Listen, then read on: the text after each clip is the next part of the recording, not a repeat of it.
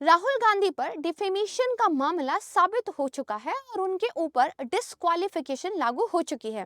इस मामले को लेकर भारत की आंतरिक राजनीति में तो उथल-पुथल चल ही रही थी। अभी हाल ही में कुछ विदेशी देशों के द्वारा भी टिप्पणी की गई है। दरअसल जर्मनी की तरफ से ये कहा गया है कि भारत में जुडिशरी की इंडिपेंडेंस को वो बहुत क्लोजली वॉच कर रहे हैं।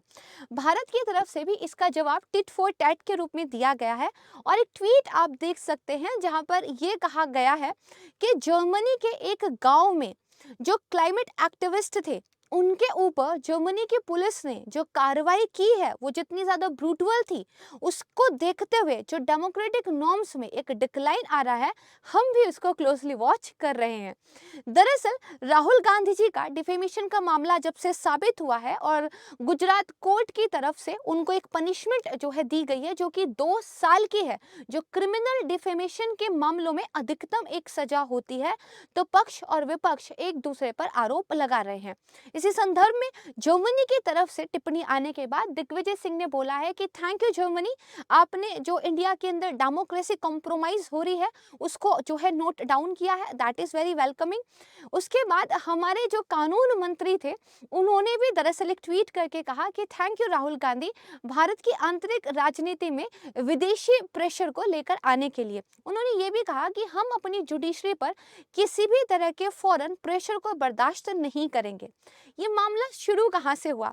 मामला दरअसल शुरू हुआ था 2019 में, जब उनके ऊपर, राहुल गांधी जी के ऊपर, एक चुनावी रैली में दिए गए भाषण के कारण डिफेमेशन का एक क्रिमिनल मामला यानी कि आपराधिक मामला दायर कर दिया गया था। अब जाकर उस पर जो है फाइनल वर्डिक्ट आया था कोर्ट का, और कोर्ट ने उनको यहाँ पर करार दिया था कि जी हाँ, आप दोषी हैं। मामला क्या था?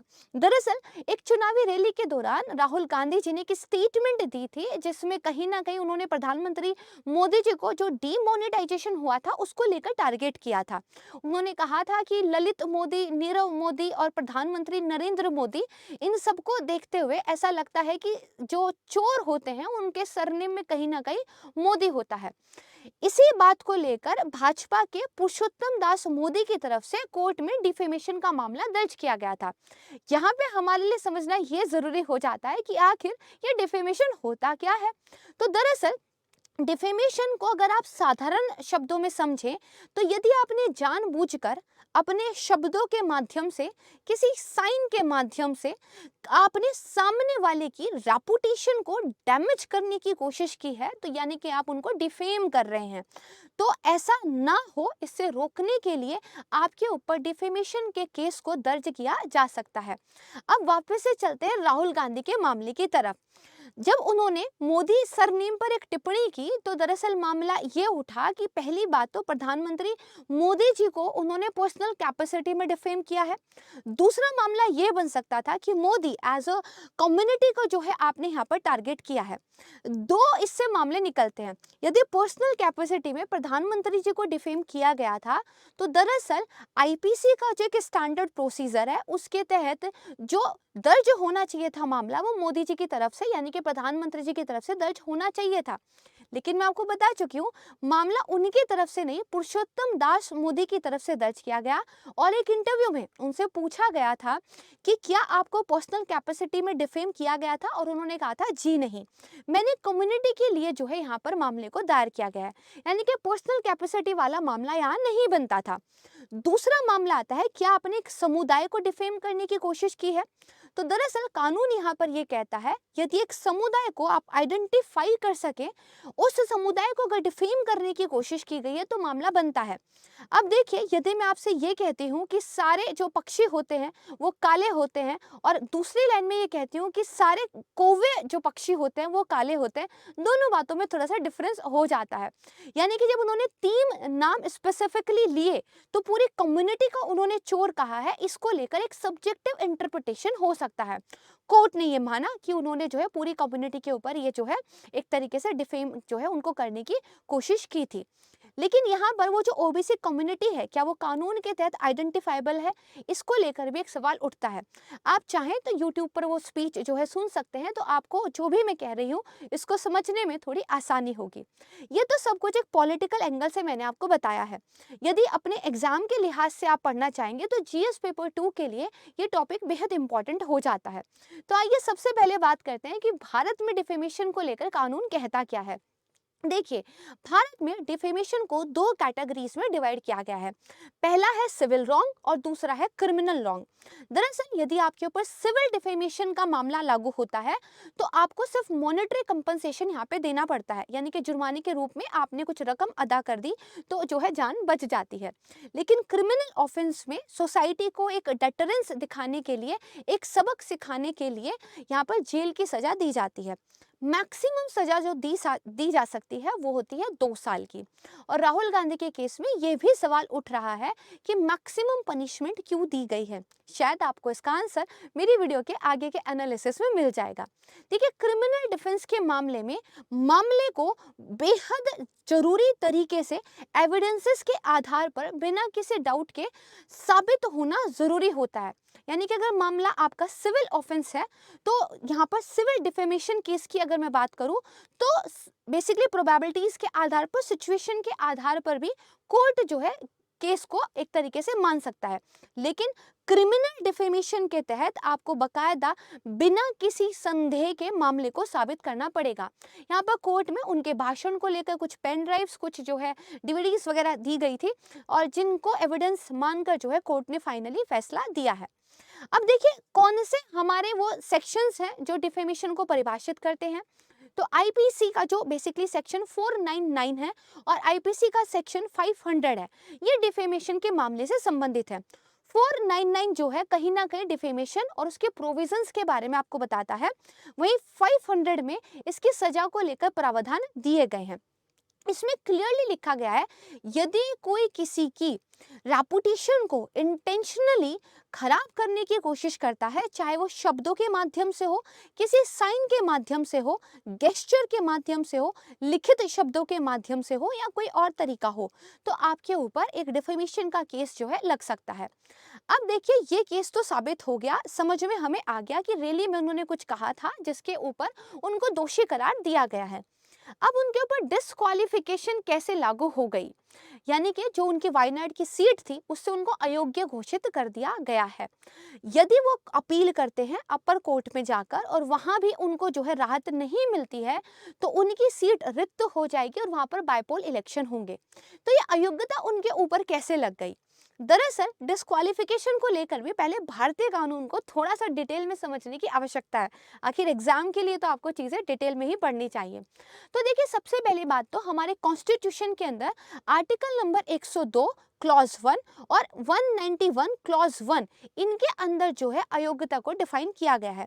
यहाँ पर यह कहा गया है कि यदि आपने लाभ के पद को धारण किया हुआ है या फिर यदि आपका जो माइंड है वो अनसाउंड जो है बेसिकली एक तरीके से साबित हो जाता है, यदि आपका दिवालियापन जो है साबित हो जाता है तो आपके ऊपर जो है अयोग्यता लागू हो जाएगी। इसके अलावा हमारे संविधान के अंदर एक 10th शेड्यूल है, यानी कि दल बदल कानून। इस कानून में भी ये कहा गया है, यदि आप अपनी पार्टी से डिफेक्ट करते हैं, अपना दल बदल करते हैं, तो भी आपके ऊपर जो है अयोग्यता लागू हो सकती है। हमारे लिए यहाँ पे जो इंटरेस्ट है वो है दरअसल रिप्रेजेंटेशन ऑफ पीपल एक्ट 1951। दरअसल जो जन प्रतिनिधित्व कानून है 1951 वाला, इसी के तहत जो है राहुल गांधी पर डिस्क्वालिफिकेशन लागू हुई है। आइए देखते हैं कि ये एक्ट हमें क्या दिखाता है, क्या समझाता है। इस एक्ट के अंदर एक है सेक्शन नंबर 9। सेक्शन नंबर 9 में ये कहा गया है, यदि आप जो है बेसिकली करप्शन का मामला आपके ऊपर लगता है या फिर गवर्नमेंट के कॉन्ट्रैक्ट्स यानी कि सरकारी ठेके वगैरह में आप संलिप्त पाए जाते हैं तो आपको जो है बेसिकली चुनाव लड़ने के लिए अयोग्य करार दे दिया जाता है। इसी कानून का सेक्शन नंबर 10 ये कहता है कि दरअसल अगर आप अपने चुनावी खर्चे के बारे में विवरण देने में असफल रहेंगे तो भी आपके ऊपर अयोग्यता लागू हो जाती है। हमारे लिए इंटरेस्ट है अगेन सेक्शन नंबर 8, यानी कि हम अभी जो है जन प्रतिनिधित्व कानून के सेक्शन नंबर 8 पर आ पहुंचे हैं। अब देखिए ये जो सेक्शन नंबर 8 है ये कहता है कि अगर हमें अपनी राजनीति को बेसिकली अपराधों से दूर रखना है ना, तो हमें दरअसल वो लॉ मेकर्स जो कहीं ना कहीं अपराधों में संलिप्त थे उनको राजनीति से हटाना पड़ेगा। आइए देखते हैं कि किस तरीके से सेक्शन आगे की बातें कहता है। सेक्शन 8 का क्लॉज 1 कहता है कि यदि दरअसल आप दो समुदायों के बीच में किसी प्रकार की दुश्मनी को बढ़ावा देते हैं अपने धर्म या भाषा के आधार पर, हेट स्पीच का जो है मामला अगर आया है, राइट है, तो आप जो है बेसिकली चुनाव लड़ने के योग्य नहीं रहेंगे। लेकिन याद रखिएगा डिफेमेशन का मामला इस सेक्शन के तहत नहीं आता, यानी कि डिफेमेशन को आप हेट स्पीच से यहाँ पर लिंक नहीं कर सकते। आइए दूसरा सेक्शन देखते हैं। सेक्शन 8 का क्लॉज 2 ये कहता है कि दरअसल अगर आपने खाने पीने की चीजों में कुछ मिलावट की है ना, कुछ इस तरह की अगर कार्यों में आप संलिप्त पाए गए हैं तो भी आपके ऊपर एक अयोग्यता लागू हो जाएगी। अगेन हमारे लिए जो इंटरेस्ट है वो है जन प्रतिनिधित्व अधिनियम का सेक्शन नंबर 8, उसका भी क्लॉज 3।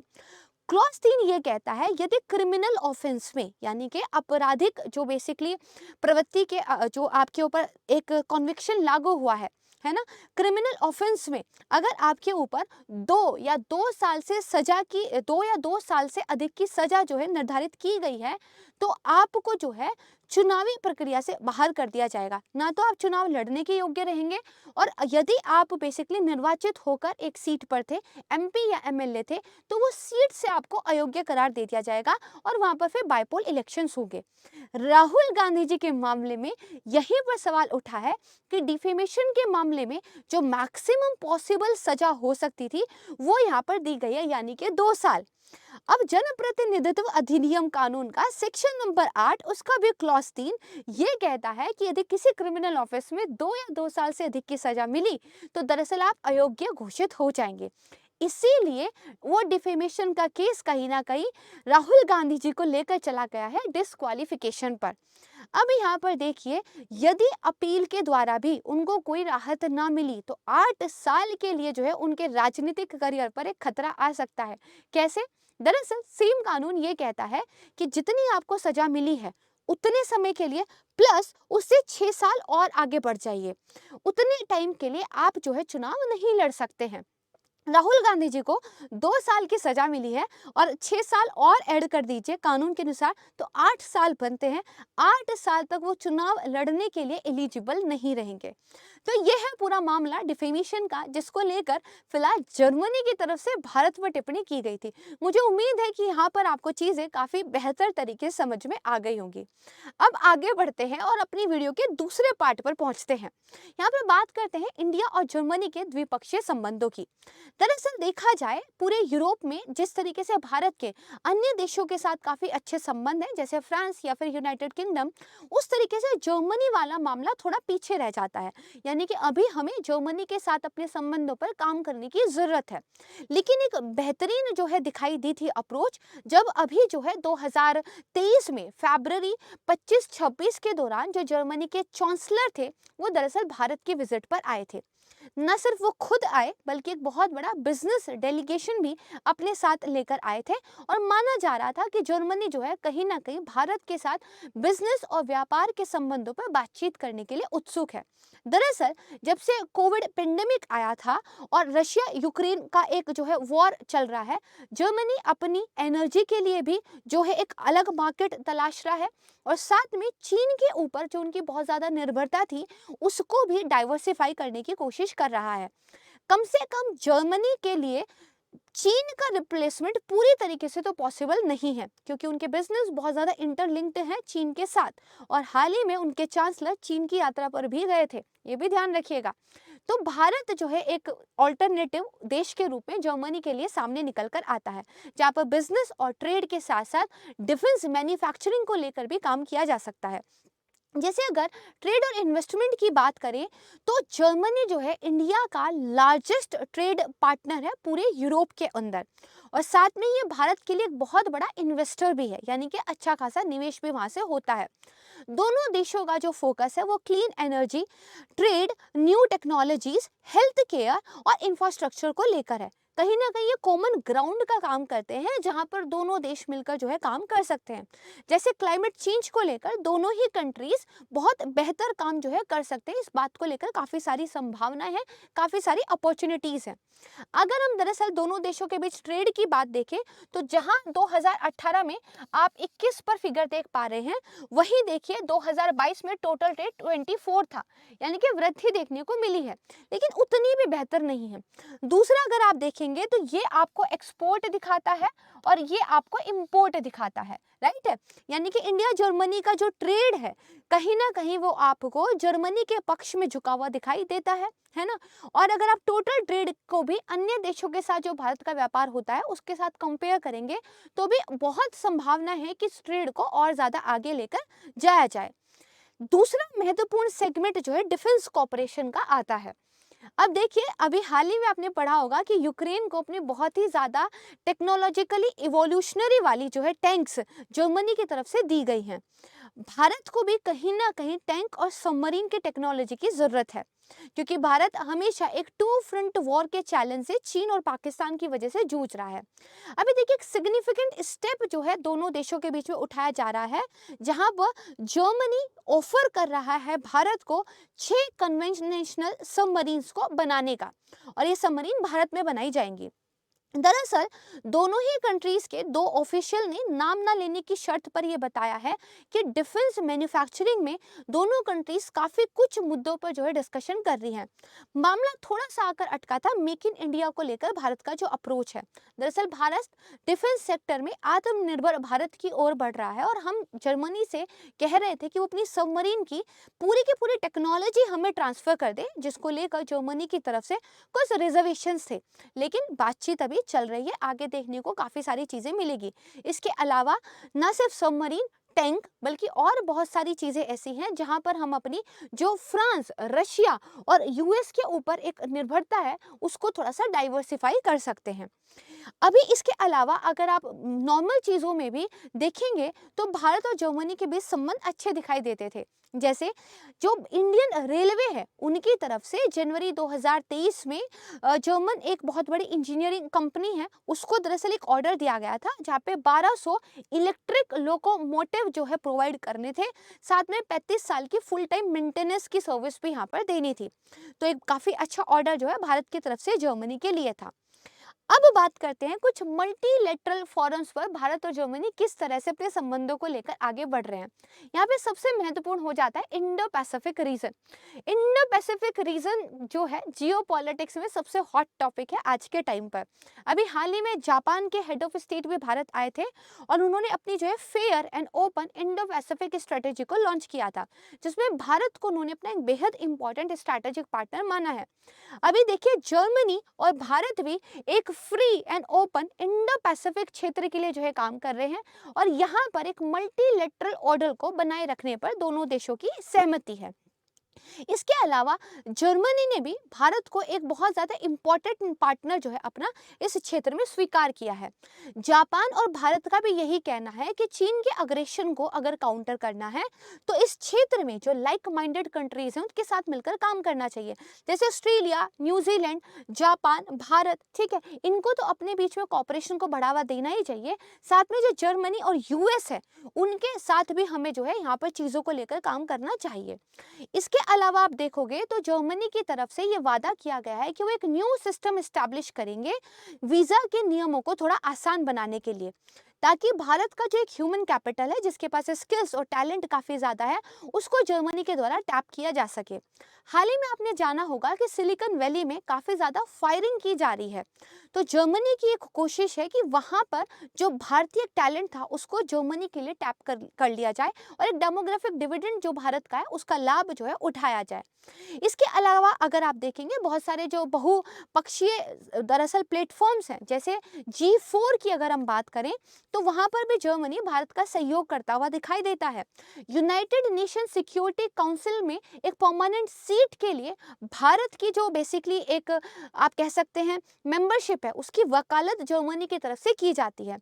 G20 की अध्यक्षता अभी भारत के हाथ में है।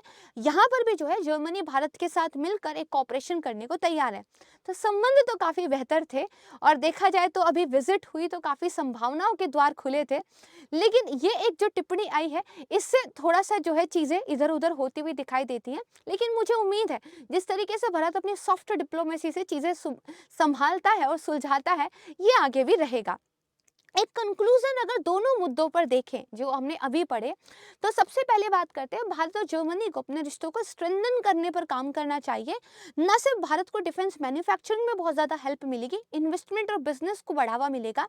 इसके अलावा चीन की तरफ से हमें जो एक टक्कर मिलती है, वहाँ पर हम अपना जो है एक टीम जो है डेवलप कर पाएंगे कहीं ना कहीं चीन के खिलाफ, राइट है। तो इंडो पैसिफिक का क्षेत्र बहुत ज़्यादा महत्वपूर्ण होता है, क्योंकि यहाँ पर बॉर्डर की तरह सिर्फ भारत के स्टेक्स नहीं लगे हुए हैं, बल्कि और बाकी कंट्रीज के भी स्टेक्स लगे हुए हैं। तो ये एक वे फॉरवर्ड आप लिख सकते हैं इंडिया और जर्मनी संबंधों पे। बात करते हैं डिफेमेशन के केस की। दरअसल डिफेमेशन एक ब्रिटिश एरा का कानून है, जिसको एक साम्राज्यवादी सरकार के द्वारा अपने उपनिवेश के अंदर लोगों को चुप कराने के लिए लाया गया था। यानी कि भारतीयों की तरफ से कोई सवाल ना पूछे जाए, ब्रिटिश सरकार की कोई आलोचना ना की जाए, मीडिया पर एक जो है रोक लगा कर रखी जाए, पत्र पत्रिकाओं पर एक जो है बैन लगाया जा सके, इसके लिए ये कानून लाया गया था। आज वो लोग इस कानून से जो है पीछा छुड़ा चुके हैं, लेकिन भारत में अभी तक ये कंटिन्यू कर रहा है। यदि आर्टिकल 21 के तहत गरिमा के साथ जीवन जीना बेहद महत्वपूर्ण है, तो आर्टिकल नंबर 19 के तहत फ्रीडम ऑफ स्पीच भी बेहद महत्वपूर्ण है। और भारत को मदर ऑफ डेमोक्रेसी कहा जाता है। लोकतंत्र के अंदर डिबेट से महत्वपूर्ण कुछ भी नहीं हो सकता। विपक्ष जब तक सत्ता पक्ष से सवाल नहीं पूछेगा, तो आम जनता को उनके जवाब नहीं मिलेंगे। एक डिस्कोर्स, एक डिबेट, एक आरोप प्रत्यारोप के लिए थोड़ा सा तो देखिए स्पेस हमें मिलना ही चाहिए। लेकिन कहीं ना कहीं देखा गया है हाल फिलहाल के सालों में कि जो डिफेमेशन है, वो दरअसल पॉलिटिकल पार्टीज के द्वारा अपने ओपोनेंट्स को चुप कराने के लिए, बिजनेस हाउसेस वगैरह के द्वारा मीडिया के अंदर चीजों को दबाने के लिए ज्यादा यूज किया जाता है। तो आई थिंक एक समय आ चुका है कि एज ए सोसाइटी हम इस बारे में डिस्कस करें कि इस तरह के लॉ क्या रिलेवेंट है। और प्रधानमंत्री मोदी जी ने लाल किले से एक जो है गुहार लगाई थी कि उपनिवेशवाद के अंतिम कण को भी जो है निकाल फेंकना है, उखाड़ फेंकना है।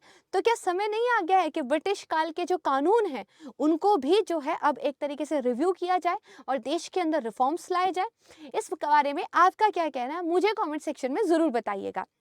इसके साथ यदि आप अपनी यूपीएससी की प्रिपरेशन को आसान करना चाहते हैं, बेहतर तरीके से चीज़ें पढ़ने के बाद उनको एमसीक्यू के रूप में प्रैक्टिस करना चाहते हैं, तो आप हमारी हर सिलेक्शन फतेह इस सेल का जो है लाभ उठा सकते हैं।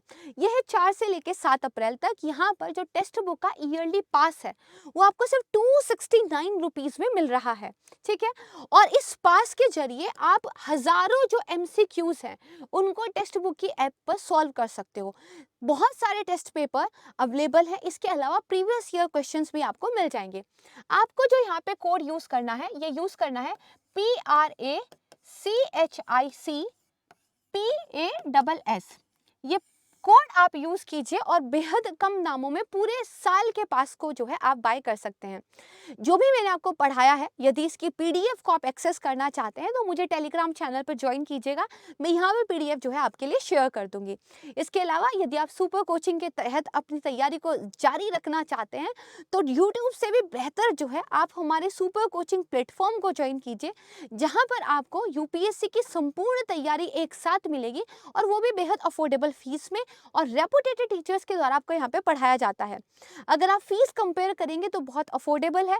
ये सिर्फ आपको जो है 30,000 रुपए में यूपीएससी तैयारी के लिए GS foundation course, subject courses, CSAT, current affair, monthly magazine, PDF सभी कुछ उपलब्ध कराता है। यहाँ पर आपको जो कोड यूज करना है, ये यूज करना है PRACHIC, प्राची सी। इसके अलावा पास की जो सेल चल रही है, हर सिलेक्शन फतेह, उसका लाभ ज़रूर उठाइएगा। बाकी मेरी पूरी टीम है जो लगातार आपके साथ क्लासेस लेती रहती है, उनको आप ज्वाइन कर सकते हैं।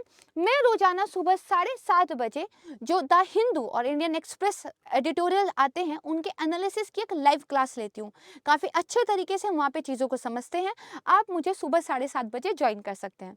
यहाँ पर मैं आपसे लेती हूँ विदा और मुझे उम्मीद है कि चीज़ें आपको पसंद आई होंगी। अगर ये वीडियो आपको अच्छा लगा है तो प्लीज़ इसको लाइक करना मत भूलिएगा। अगर आप मेरे चैनल पर नए हैं, वीडियो पहली बार देख रहे हैं, तो इसको सब्सक्राइब करना मत भूलिएगा। और साथ ही डिफेमेशन के कानून को लेकर आपकी क्या ओपिनियन है, इसको कमेंट सेक्शन में बताना बिल्कुल मत भूलिएगा। Thank you so much everyone. अपना ध्यान रखिए, अपनों का ध्यान रखिए, हैप्पी रहिए, हेल्दी रहिए। जय हिंद।